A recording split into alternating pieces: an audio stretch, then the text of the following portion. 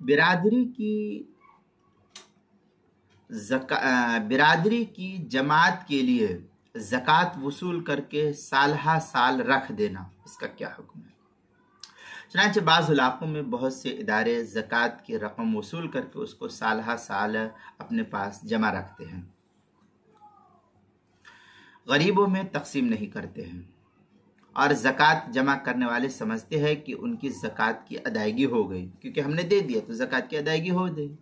हालांकि उनकी ज़कात उस वक्त अदा होगी जब उनकी रकम गरीबों को मालिक बना करके दे दिया जाए, इससे पहले ज़कात की अदायगी नहीं होगी। चुनांचे इस सिलसिले में फतवा आलमगीरिया के अंदर है वह अम्मा तफसीरुहा फहिय तमलीकुल माल मिन फ़कीरिन मुस्लिमिन, ये आगे तफसीली और इबारत है। फतवा आलमगीरिया जिल्द नंबर 1 सफ़ा नंबर 170 के तहत जो नकल किया किताब ज़का मकतब माज़दिया का जो छपा हुआ नुस्खा, उसके अंदर अल बहर राइक जिल्द नंबर 2 सफ़ा नंबर 201 जो HM सईद कराची का छपा हुआ नुस्खा है, फतवा शामी जिल्द नंबर 2 सफ़ा नंबर 257 पर इसको नकल किया है। मज़ीद दूसरी सूरत ये कि यहाँ ये भी बात वाज़ेह रहे कि बिरादरी की जमात के इदारे या अंजुमन वगैरह के ज़िम्मेदारान उन ज़कात की रकम जमा करने वालों के वकील होते हैं, वकालत करने वाले थे। फ़ुक़रा मसाकीन मुस्तहिक़ ज़कात लोगों के वकील नहीं होते। वो जो मिस्कीन है, फ़ुक़रा मुहताज है, उनके तो वकील ही नहीं है। जो ज़कात दे रहे हैं उनकी तरफ के वो वकील है। इसलिए ज़कात की रकम को जब तक मुस्तहिक लोगों पर खर्च नहीं करेंगे ज़कात अदा नहीं होगी। ये साफ तौर पर फ़ुक़हा ने मसले की वजाहत नकल करते हुए लिखा है। चुनांचे सूरत तौबा के अंदर है इन्नमस सदक़ातु लिल फ़ुक़रा वल मसाकिन, सूरत तौबा पारा नंबर 10 आयत नंबर जो है 60 पर इसको अल्लाह ताला ने बड़ी तफसील से फ़ुक़रा मसाकिन की अदायगी के सिलसिले में जो है तफसील नकल की है। अब यहाँ एक बात रह जाती है कि जो मदारिस के अंदर जो लोग चंदा करके लेकर के जाते हैं उनका क्या हुक्म है। तो यहाँ ये बात वाज़ेह रहे कि दीनी मदारिस के जो ज़िम्मेदारान गरीब तलबा के वकील है, गरीब तलबा के जो ज़िम्मेदारान मुहतमिम, उस्ताज, मुहस्सिल जो कोई भी है, तो ये गरीब तलबा के वकील है। ज़कात जमा करने वाले के वकील नहीं है, जिनकी तरफ से मतलब मैं दे रहा हूँ तो मेरे ये वकील नहीं है। जो मदरसे में पढ़ रहे बच्चे उनका मैं वकील हूँ। इसलिए दीनी मदारिस में ज़कात की रकम जमा करते ही ज़कात अदा हो जाएगी।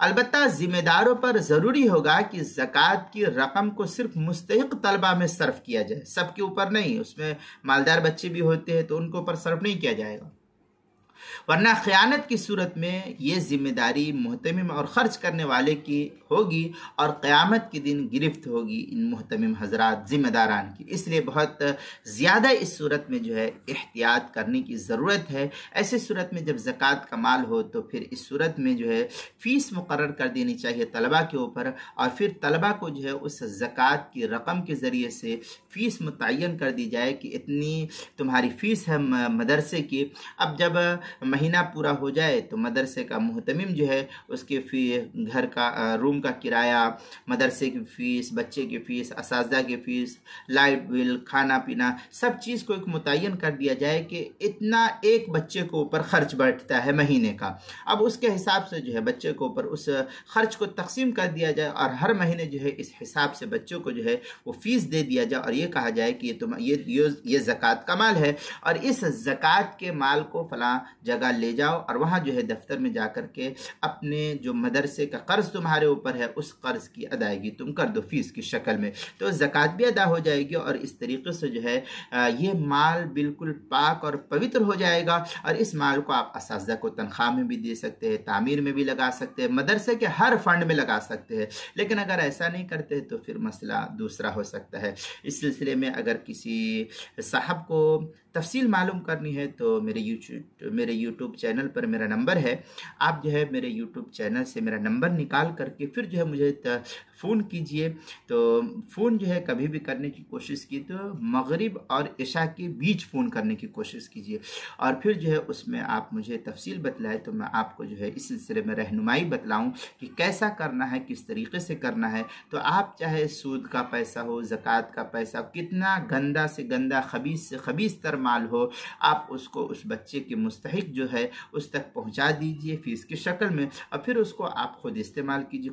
कोई हरज की बात नहीं होती है। लेकिन आमतौर पर ऐसा फ़ीस की शक्ल मुतय्यन नहीं होती है। बाद मदारिस में जो है बच्चों को बैठा करके खाना खिलाया जाता है, इसमें भी ज़रा शुकुक व शुबहात रहता है। इसलिए इससे बचने के लिए जो हमारे उलमा ने ये आसान शक्ल समझाई है। तो अगर आपको मेरी कहीं पर रहनुमाई की ज़रूरत पड़ी तो मैं इंशाअल्लाह तैयार हूँ आपकी रहनुमाई करने के लिए। अल्लाह जो हमको अमल की तौफीक अता फरमाए। बहरहाल फतवा आलमगीरिया में है, इदा दफ़ा ज़का इलल फ़कीर ला युतिम्मु दफ़उ मा लम यक़बिज़हा औ यक़बिज़हा लिल फ़क़ीर। इस तरीके की इबारत फतवा आलमगीरिया जिल्द नंबर 1 सफ़ा नंबर 190, फतवा तातारखानिया जिल्द नंबर 2 सफ़ा नंबर 274, अल बहरुर राइक़ जिल्द नंबर 2 सफ़ा नंबर 201 पर इसको नकल किया है। और अल्लाह ताला का फरमान है, या अय्युहल्लज़ीना आमनु ला तख़ूनुल्लाह वर रसूल व तख़ूनु अमानातिकुम व अंतुम तअलमून। ये सूरा अनफ़ाल आयत नंबर 27 है, पारा नंबर 9 के अंदर जो है इसको नकल किया गया है, आप वहाँ भी देख सकते हैं। इसी तरीके से ज़कात के मसाइल का इंसाइक्लोपीडिया सफ़ा नंबर 79 और 80 पर इसको नकल किया है। हरूफ तहज्जी बा उन्वान है, बिरादरी की जमात के लिए ज़कात वसूल करके साल हा साल रख देना। इसके तहत जो है इस मसले की तफसील नकल की गई है, वहाँ देख सकते हैं।